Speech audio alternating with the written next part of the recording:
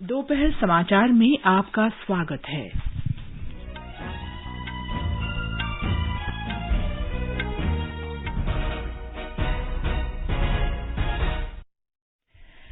Japan के पूर्व प्रधानमंत्री शिंजो आबे का निधन। नारा शहर में चुनावी भाषण के दौरान उन्हें गोली मारी गई थी। जापान के मीडिया एनएचके वर्ल्ड ने निधन की पुष्टि की। प्रधानमंत्री फुमियो किशिदा ने घटना को बर्बर और क्रूरतापूर्ण बताया। प्रधानमंत्री नरेंद्र मोदी आज शाम नई दिल्ली में पहले अरुण जेटली स्मृति व्याख्यान में हिस्सा लेंगे। विदेश मंत्री एस जयशंकर ने बाली में G20 विदेश मंत्रियों की बैठक से अलग रूस के विदेश मंत्री सर्गेई लावरोव से बातचीत की। विमानन नियमन महानिदेशालय ने अकासा एयर को व्यावसायिक उड़ान सेवा शुरू करने की अनुमति दी। पर्यावरण मंत्रालय ने जैव विविधता और पारिस्थितिकी संतुलन की रक्षा के लिए वृक्षारोपण पर जागरूकता बढ़ाने के वास्ते नई दिल्ली में हरियाली महोत्सव का आयोजन किया। प्रधानमंत्री नरेंद्र मोदी 31 जुलाई को आकाशवाणी पर मन की बात कार्यक्रम में अपने विचार साझा करेंगे। खेल मंत्री अनुराग ठाकुर ने वर्चुअल माध्यम से खेल विभाग की योजनाओं से जुड़े पोर्टल का शुभारंभ किया। मलेशिया मास्टर्स बैडमिंटन के पीवी सिंधु महिला सिंगल्स के क्वार्टर फाइनल में चीनी ताइपे की ताई त्सु जिंग के साथ खेलेंगे और विंबलडन टेनिस के पुरुष सिंगल्स सेमीफाइनल में नोवाक जोकोविच का मुकाबला आज शाम कैमरन नोरी से।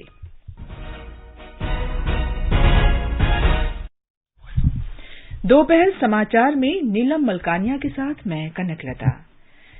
जापान के पूर्व प्रधानमंत्री शिंजो आबे का निधन हो गया है।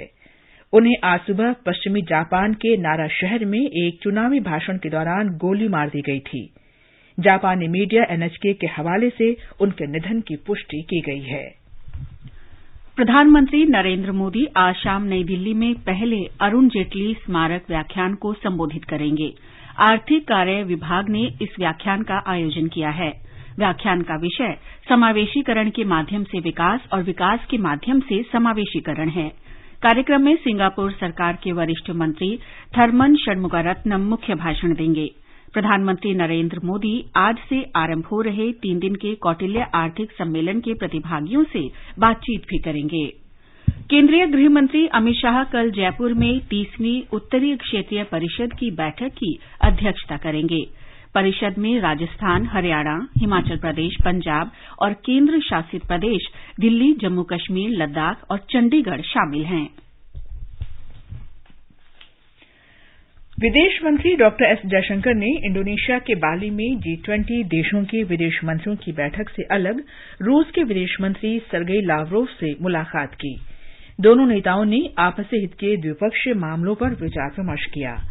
उन्होंने यूक्रेन संघर्ष और अफगानिस्तान सहित मौजूदा क्षेत्रीय तथा अंतर्राष्ट्रीय मुद्दों पर भी चर्चा की। इस बैठक में शामिल सदस्य देशों के विदेश मंत्री विभिन्न देशों के बीच रिश्तों को मजबूत करने और खाद्य तथा ऊर्जा सुरक्षा सहित मौजूदा वैश्विक चुनौतियों से जुड़े मुद्दों पर विचार विमर्श कर रहे हैं। G20 संगठन के सदस्य देशों का विश्व के कुल जीडीपी में 80% से अधिक हिस्सा है। इनका अंतर्राष्ट्रीय व्यापार में 75% योगदान है और इन देशों में विश्व की 60% आबादी रहती है। इस वर्ष मई में पूर्व विदेश सचिव हर्षवर्धन श्रृंगला को वर्ष 2023 में भारत में आयोजित होने वाली G20 शिखर बैठक के लिए समन्वयक नियुक्त किया गया था। एनडीए की राष्ट्रपति पद की उम्मीदवार द्रौपदी मुर्मू का आज अपने गृह राज्य ओडिशा पहुंचने पर भुवनेश्वर हवाई अड्डे पर भव्य स्वागत किया गया। इस समय सुश्री मुर्मू राज्य के मुख्यमंत्री नवीन पटनायक और बीजू जनता दल के विधायकों के साथ बैठक कर रही हैं। बाद में वे भारतीय जनता पार्टी के विधायकों से भी मिलेंगी। केंद्रीय युवा मामले और खेल मंत्री अनुराग ठाकुर ने आज खेल विभाग की योजनाओं के लिए ऑनलाइन पोर्टल डीबीटी वेबसाइट और राष्ट्रीय खेल विकास कोष पोर्टल की शुरूआत की। वीडियो कॉन्फ्रेंस के माध्यम से पोर्टल का शुभारंभ करते हुए श्री ठाकुर ने कहा कि सरकार ने लक्ष्य ओलंपिक पोडियम जैसी योजनाओं को लागू करके खिलाड़ियों को कई तरह की सुविधाएं प्रदान की हैं। उन्होंने कहा कि सरकार राष्ट्रीय और अंतर्राष्ट्रीय स्पर्धाओं में भाग लेने वाले खिलाड़ियों को भत्ता भी देती है। श्री ठाकुर ने बताया कि युवाओं को खेलो इंडिया यूनिवर्सिटी गेम्स और खेलो इंडिया यूथ गेम्स के माध्यम से भी अपनी प्रतिभा दिखाने का मंच मिल रहा है। केंद्र ने हरियाणा को पश्चिमी उत्तर प्रदेश के जेवर हवाई अड्डे से जोड़ने के लिए 2,414 करोड़ रुपए से अधिक की बुनियादी ढांचा परियोजना मंजूर की है। सड़क परिवहन और राजमार्ग मंत्री नितिन गडकरी ने ट्वीट में कहा कि इस परियोजना से DND Faridabad Ballabhgarh bypass KMP link से जेवर एयरपोर्ट के लिए हरित क्षेत्र संपर्क उपलब्ध होगा। उन्होंने कहा कि कुशीनगर में 2.5 किलोमीटर लंबे 2 फ्लाईओवर के निर्माण की भी मंजूरी दी गई है। ये फ्लाईओवर 18 महीने में बनकर तैयार हो जाएंगे। ये समाचार हमारी वेबसाइट newsonair.com/hindi और हमारे mobile app news on AIR पर भी उपलब्ध हैं। सुनो ना, हाँ? सोच रहा हूँ अपना बिजनेस क्यों न बढ़ा लूं। तो रोका किसने है? हाँ? रोका तो किसी ने नहीं, पर समझ नहीं आ रहा कि मदद किससे मांगूं। मुझसे। तुमसे? तो अच्छा बताओ फिर। आकाशवाणी है ना, मैंने सुना है उसका नेटवर्क देश भर में फैला है। पर उससे मेरा क्या फायदा? देखो, फायदा है, जिस शहर में चाहो विज्ञापन की मदद से उपभोक्ताओं तक पहुंच जाओ। पर अब ये भी तो बता दो कि आकाशवाणी से संपर्क कैसे करूं? बहुत आसान है, मैं बताती हूँ। नंबर नोट करो, 870-001-4242। 870-001-4242। लो अभी फोन लगाता हूँ 870-001-4242 पर।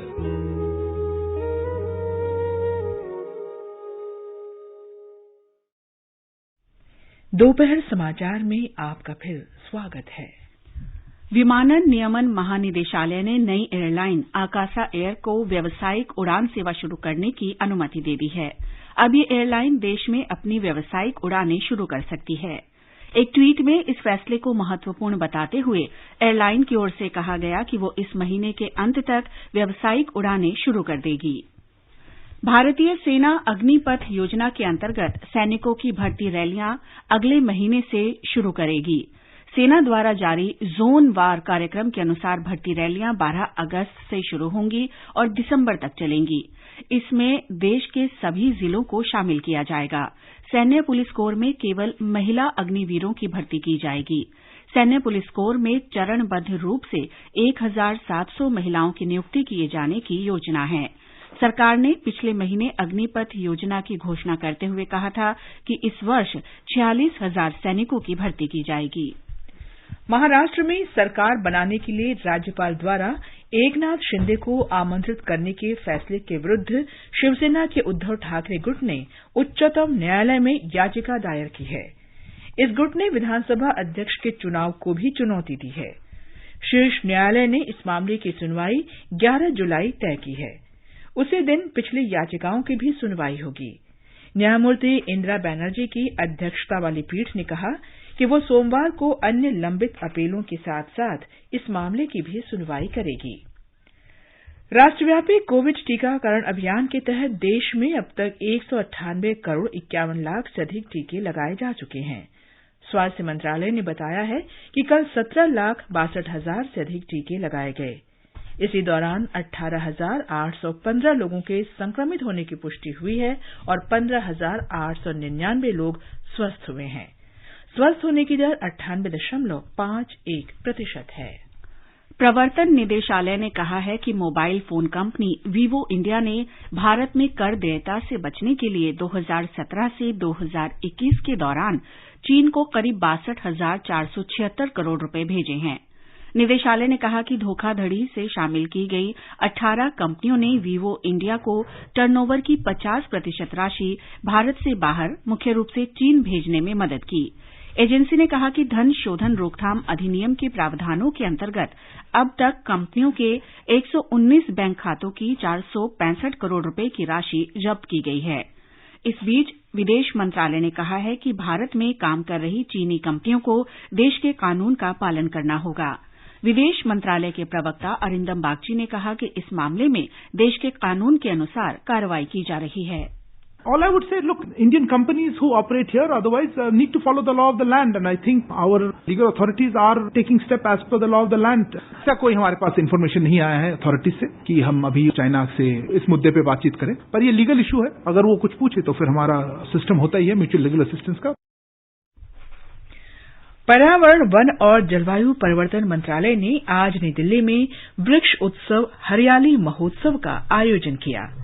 आजादी का अमृत महोत्सव के 75वें वर्ष के अंतर्गत इस महोत्सव का आयोजन वायु प्रदूषण और जलवायु परिवर्तन तथा पर्यावरण संरक्षण में वृक्ष और हरित क्षेत्र के महत्व के बारे में जागरूकता बढ़ाने के लिए किया गया है।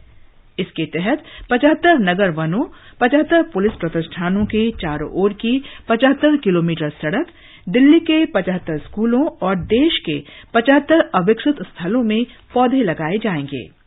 इस अवसर पर पर्यावरण, वन और जलवायु परिवर्तन मंत्री भूपेंद्र यादव ने युवाओं से देश को सिंगल यूज प्लास्टिक से मुक्त कराने का आह्वान किया। उन्होंने देश में जैव विविधता और पारिस्थितिकी संतुलन की रक्षा के लिए वृक्षारोपण करने को भी कहा। उन्होंने कहा कि पूरी दुनिया में जलवायु परिवर्तन का प्रतिकूल प्रभाव पड़ रहा है। ऐसे में इस चुनौती का मुकाबला करने के लिए देश भर में वृक्षारोपण अभियान चलाने की आवश्यकता है। कि दुनिया में 100% एशियाटिक लायन केवल भारत में, 60% टाइगर केवल भारत में, 60% एलिफेंट केवल भारत में। हमारे देश में बहुत सुंदर 52 नेशनल टाइगर रिजर्व, तमिलनाडु में हमारे पास 32 एलिफेंट रिजर्व। हम पर्यावरण को भी बचा रहे हैं, अपने जानवरों को भी बचा रहे हैं, अपने बायोडायवर्सिटी को भी बचा रहे हैं। इसलिए दुनिया में जो तीनों बड़े विषय चलते हैं, एनर्जी के उत्पादन में जो कॉप चलती है, लैंड डिग्रेडेशन को लेकर के जो चलती है, आज माननीय प्रधानमंत्री जी के नेतृत्व में 26 लाख मिलियन हेक्टेयर जमीन को हरा भरा बनाने के लिए केंद्र सरकार का काम हुआ है। प्रधानमंत्री जी के नेतृत्व में 7 सालों में 23 करोड़ किसानों को सॉइल हेल्थ कार्ड देने का काम ये भारत ने किया। आगे बढ़ने से पहले मुख्य समाचारों पर एक नजर। जापान के पूर्व प्रधानमंत्री शिंजो आबे का निधन। नारा शहर में चुनावी भाषण के दौरान उन्हें गोली मारी गई थी। प्रधानमंत्री आज शाम नई दिल्ली में पहले अरुण जेटली स्मृति व्याख्यान में हिस्सा लेंगे। विदेश मंत्री एस जयशंकर ने बाली में G20 विदेश मंत्रियों की बैठक से अलग रूस के विदेश मंत्री सर्गेई लावरोव से बातचीत की। विमानन नियमन महानिदेशालय ने आकाशा एयर को व्यावसायिक उड़ान सेवा शुरू करने की अनुमति दी। पर्यावरण मंत्रालय ने जैव विविधता और पारिस्थितिकी संतुलन की रक्षा के लिए वृक्षारोपण पर जागरूकता बढ़ाने के लिए नई दिल्ली में हरियाली महोत्सव का आयोजन किया। प्रधानमंत्री 31 जुलाई को आकाशवाणी पर मन की बात कार्यक्रम में अपने विचार साझा करेंगे। खेल मंत्री अनुराग ठाकुर ने वर्चुअल माध्यम से खेल विभाग की योजनाओं से जुड़े पोर्टल का शुभारंभ किया।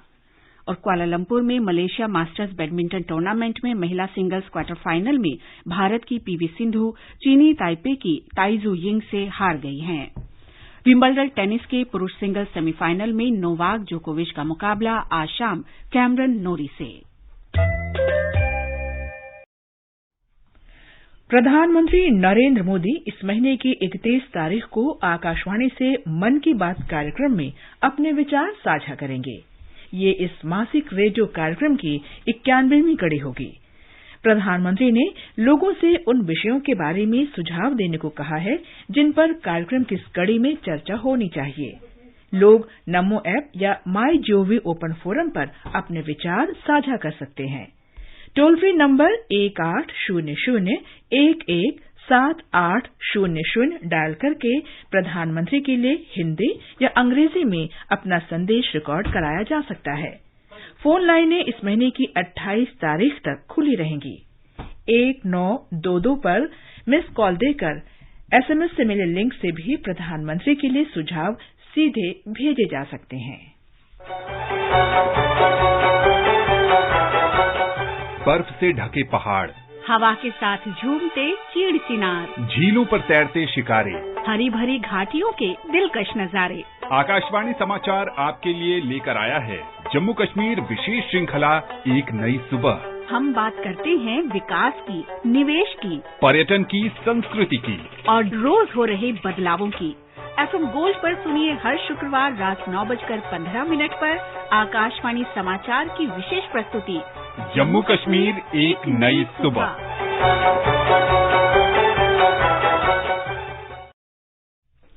आजादी का अमृत महोत्सव के हिस्से के रूप में आकाशवाणी समाचार आजादी के तराने शीर्षक से एक कार्यक्रम प्रसारित करता है।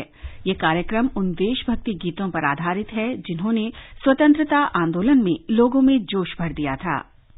स्वाधीनता आंदोलन के दौरान भारतीय जनमानस को उद्वेलित कर स्वतंत्रता का अलख जगाने और मातृभूमि के प्रति सेवा, समर्पण और त्याग की ज्वाला प्रज्वलित कर देने वाले अमर गीतों पर आधारित विशेष कार्यक्रम आजादी के तराने सुनना न भूलें। FM गोल्ड 100.1 मेगाहर्ट्ज पर प्रत्येक शुक्रवार शाम 4:45 पर परिक्रमा कार्यक्रम के अंतर्गत आजादी के तराने सिर्फ आकाशवाणी पर। आजादी का अमृत महोत्सव के अंतर्गत आइए अब सुनते हैं आकाशवाणी की विशेष प्रस्तुति आजादी का सफर। आजादी का अमृत महोत्सव।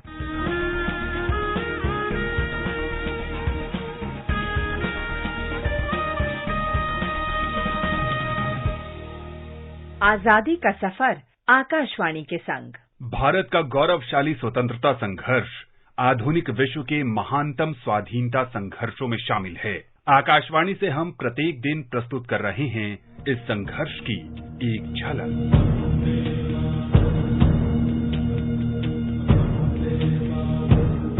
आज की कड़ी में हम स्वतंत्रता सेनानी पूसापति संजीवी कुमारस्वामी राजा को याद कर रहे हैं, जिनका जन्म 8 जुलाई 1898 को तमिलनाडु के राजपालयम में हुआ था। उन्होंने 6 अप्रैल 1949 से 26 जनवरी 1950 तक मद्रास प्रेसिडेंसी के अंतिम मुख्यमंत्री और 26 जनवरी 1950 से 10 अप्रैल 1952 तक मद्रास राज्य के पहले मुख्यमंत्री के रूप में कार्य किया।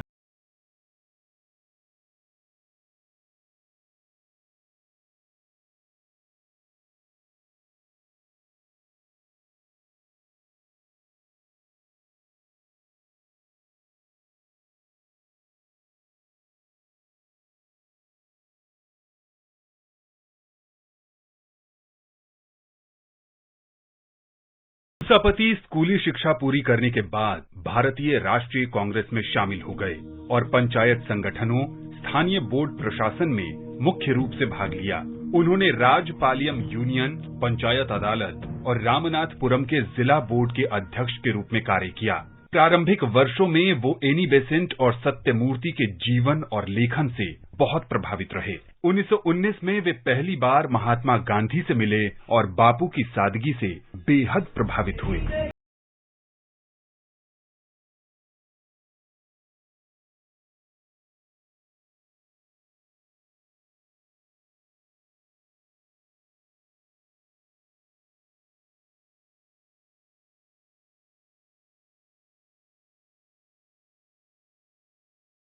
पूसापति को अन्यायपूर्ण कानूनों की अवज्ञा करने पर 1932 में गिरफ्तार किया गया।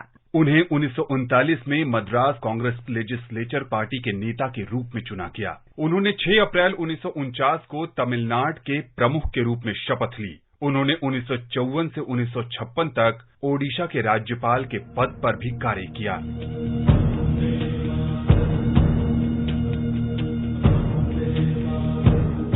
पूसापति का जीवन देश के लोगों के लिए समर्पण और निस्वार्थ सेवा की मिसाल रहा।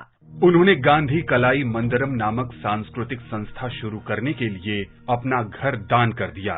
16 मार्च 1957 को पूसापति की मृत्यु हो गई। वे जीवन पर्यंत लोगों की भलाई के लिए काम करते रहे। आकाशवाणी समाचार की ओर से इस महान राष्ट्रवादी को शत शत नमन।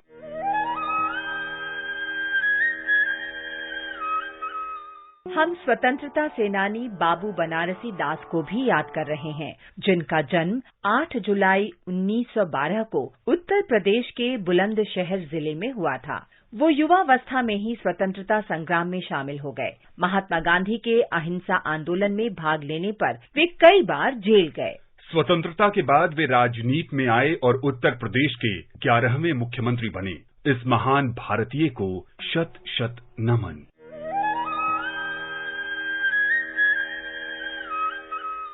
हम आज स्वतंत्रता सेनानी लोखोनो वोट्रा को श्रद्धांजलि अर्पित कर रहे हैं। उनकी मृत्यु 8 जुलाई 1945 को हुई थी। ओडिशा के कोरापुट निवासी वोटरा असहयोग आंदोलन के दिनों में औपनिवेशिक शासन के खिलाफ राजनीतिक गतिविधियों में शामिल थे। उन्होंने ओडिशा में भारत छोड़ो आंदोलन में सक्रिय रूप से भाग लिया और ब्रिटिश विरोधी गतिविधियों के लिए उन्हें गिरफ्तार किया गया। नबरंगपुर उप जेल में लोखोनो वोटरा और अन्य प्रदर्शनकारियों को सलाखों के पीछे डाल दिया गया। प्रतिकूल वातावरण और देखभाल की कमी के कारण वोटरा बीमार हो गए। बाद में उन्हें अन्य राजनीतिक कैदियों के साथ कोरापुट जिला कारागार भेज दिया गया, जहां 8 जुलाई 1945 को लोखोनो वोटरा की मृत्यु हो गई। इस महान शहीद को नमन।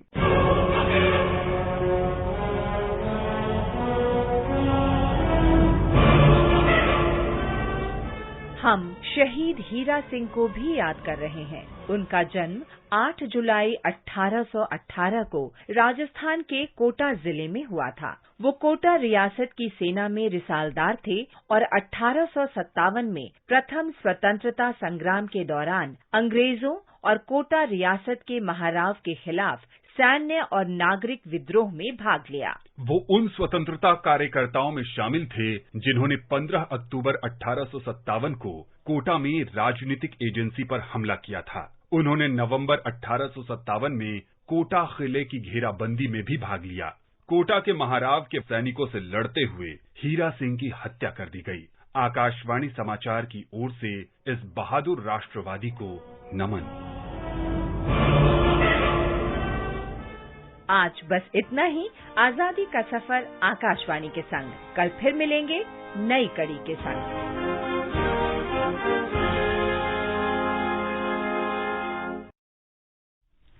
आकाशवाणी समाचार सुनते रहें और आजादी के अमृत महोत्सव में हमारे साथ शामिल रहें।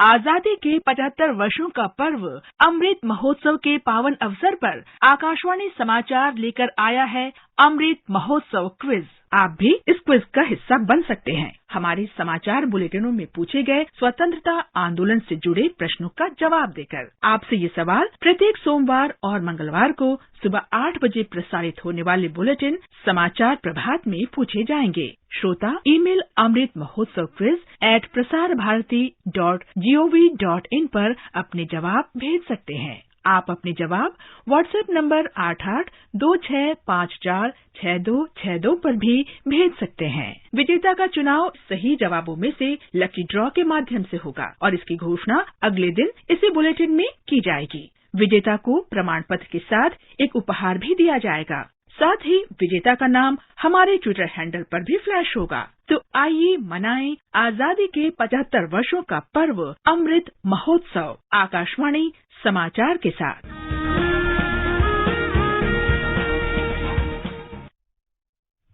ये समाचार आकाशवाणी से प्रसारित किए जा रहे हैं। ताजा समाचार जानने के लिए आप हमारे Twitter handle @AIR News Hindi को फॉलो कर सकते हैं। कंपटीशन की अगर आप कर रहे हैं तैयारी, तो उनके लिए ऑल इंडिया रेडियो पर हम लाए हैं अभ्यास, एक ऐसा कार्यक्रम जिसमें आप पूछेंगे सवाल व्हाट्सएप नंबर 9289094044 पर या फिर ईमेल करेंगे abhyas.airnews@gmail.com पर और हमारे विशेषज्ञ देंगे इसका जवाब। आपका अभ्यास हमारा प्रयास।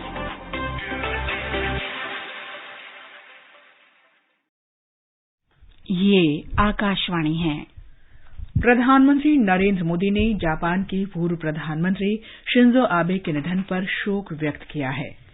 एक ट्वीट में श्री मोदी ने कहा कि उनकी संवेदनाएं और प्रार्थनाएं उनके प्रिय मित्र श्री आबे के परिवार और जापान के लोगों के साथ हैं। कुआलालंपुर में मलेशिया मास्टर्स बैडमिंटन टूर्नामेंट में महिला सिंगल्स क्वार्टर फाइनल में भारत की पीवी सिंधु चीनी ताइपे की ताई जू यिंग से हार गई हैं। जू यिंग ने 21-13, 12-21, 21-12 से जीत दर्ज की। पुरुष सिंगल्स क्वार्टर फाइनल में भारत के शीर्ष खिलाड़ी एचएस प्रणॉय आज जापान के केंता सुनेयामा से खेलेंगे। विंबलडन टेनिस में शीर्ष वरीयता प्राप्त नोवाक जोकोविच आज पुरुष सिंगल्स के सेमीफाइनल में ब्रिटेन के कैमरन नोरी के साथ खेलेंगे। इस मैच के विजेता का सामना निक किर्गियोस से होगा। रविवार को खेले जाने वाले फाइनल के लिए निक किर्गियोस को वॉकओवर मिल गया है। राफेल नडाल चोट के कारण टूर्नामेंट से पहले ही हट चुके हैं। महिला डबल्स के सेमीफाइनल में आज यूक्रेन लातविया की ल्यूडमिला केचिनोक और जेलेना ओस्टापेंको की जोड़ी चेक गणराज्य की बारबोरा क्रेजिसिकोवा और कतेरिना सिनियाकोवा से खेलेगी। वहीं दूसरे सेमीफाइनल में बेल्जियम की एलिस मर्टेन्स और चीन की शुआंगझांग की जोड़ी का सामना अमरीकी जोड़ी डेनियल कोलियंस और देसीरा क्रावजिक से होगा। भारत सहित दुनिया भर से लगभग 10 लाख लोग आज सऊदी अरब में हज के अरकान अदा कर रहे हैं। कोविड महामारी के कारण पिछले 2 वर्ष के दौरान वार्षिक हज में सऊदी अरब के स्थानीय लोग ही शामिल हो पाए थे। 5 दिवसीय हज की कल शुरुआत करते हुए हज यात्रियों ने रात मिना में बिताई। वे आज अराफात के मैदानी इलाकों में हज की मुख्य रस्म अदा करने के लिए वहां इकट्ठा हुए हैं। वे वहां दिन भर इबादत करेंगे। हज यात्री मैदान अराफात की मस्जिद ए निमरा में खुतबा ए हज सुनेंगे और शाम को मुजदलिफा के लिए रवाना होने से पहले जौहर और असर की नमाज एक साथ अदा करेंगे। कल कुर्बानी करने और शैतान को कंकर मारने की प्रतीकात्मक रस्म अदा की जाएगी। बाद में हज यात्री मक्का जाकर खाना ए काबा का तवाफ करेंगे। इसके बाद सफा और मरवा पहाड़ी के बीच सई की रस्म अदा की जाएगी। जम्मू कश्मीर में आज जम्मू श्रीनगर राष्ट्रीय राजमार्ग 44 के एक लेन पर यातायात बहाल कर दिया गया है। रामबन जिले में रात भर हुई बारिश से कई स्थानों पर भूस्खलन के कारण ये मार्ग बाधित हो गया था।